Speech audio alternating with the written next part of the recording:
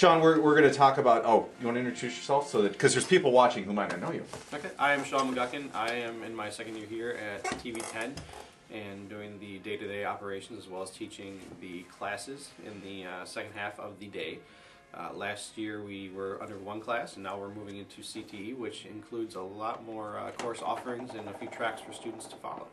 And as background for you, Sean, is that the people who are watching this video, the Curriculum Frameworks Committee, have already seen and gone through the process of approval of television production and advanced television production. Great.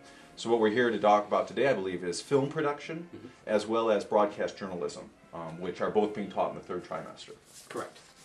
So I just have a couple questions for you, and maybe we should talk about film production first. Is that okay? Yes. Okay. Why do we need a film production course?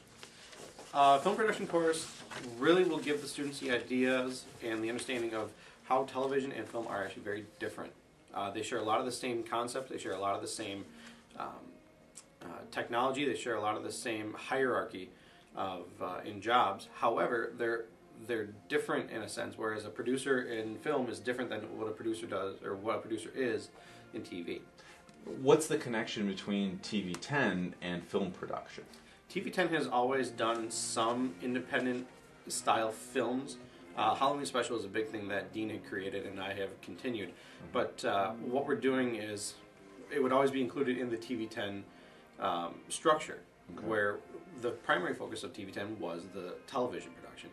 Well, they get a little bit of experience of creating their own independent project, but it only happened about 2 or 3 times throughout the year. This one class will provide students with minimum of 3 opportunities, as it's structured right now, minimum of 3 opportunities to create a film product in one trimester.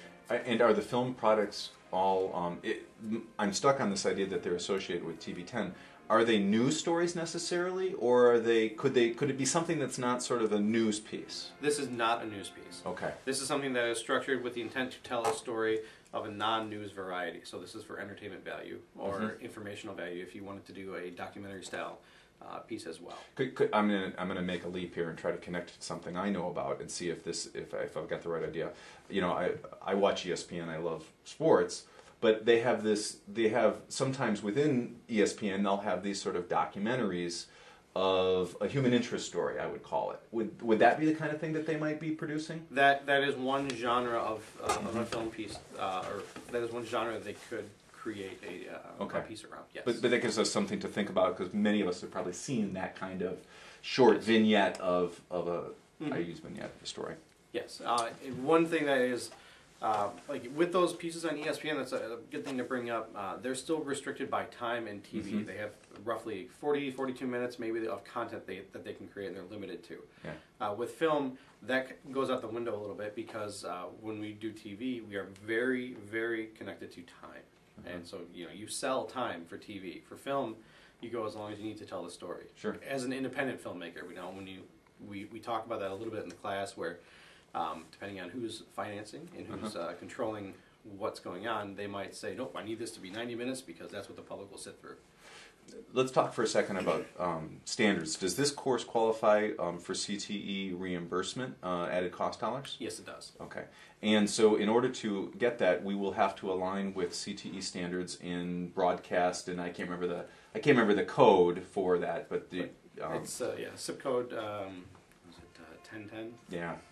But even beyond that, is there alignment to other curriculum that we're engaged in creating this course? Yes, we have successfully been able to connect to Common Core and the CTE standards as well. Okay. So in Common Core, we're following the English language, or the ELA, speaking and listening, and also some of the writing, because there will be some script writing, which does not happen in the TV class, but there is script writing in the movie class. Talk about assessment in the sense of what types of assessment methods do you see yourself using in this course?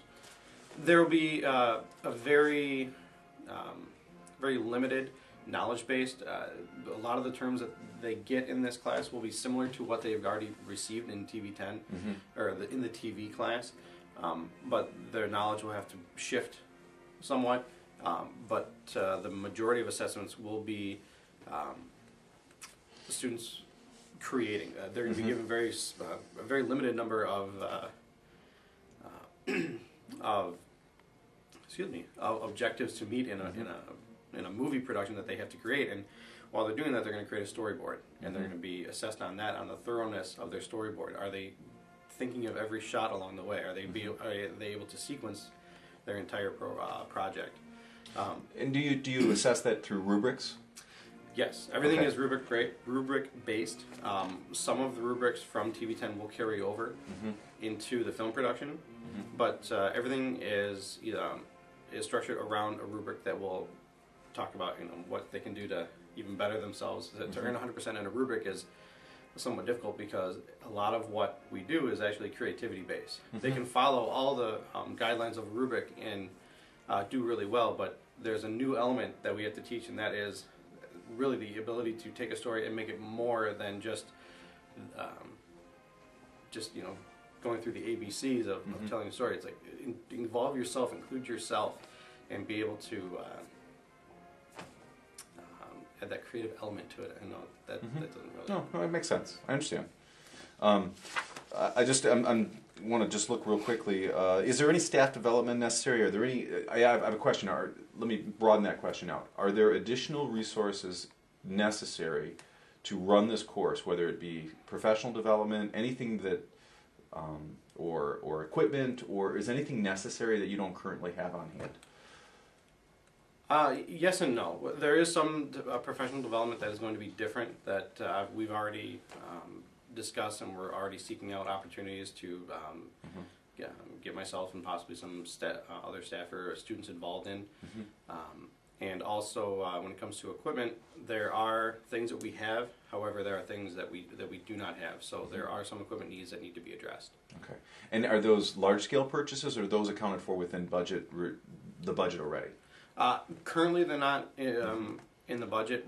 Potentially, with future CTE funding or added cost dollars, we would be able to. So what I think I'm hearing you say is that it would be nice to have some additional tools to run this course, whether they be software or things like that, maybe storyboarding software as an example, that students could use. Possibility, yes. But that won't prevent you from running the course this third try. Correct. No, the course will operate with the equipment we have.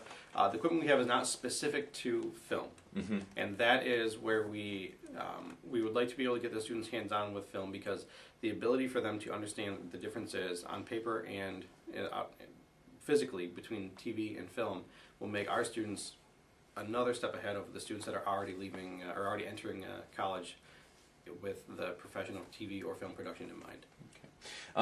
I think I've asked the questions that sort of and had the conversation we need to have about film production. Is there anything else that popped in your head that I might have missed along the way? No. If you need me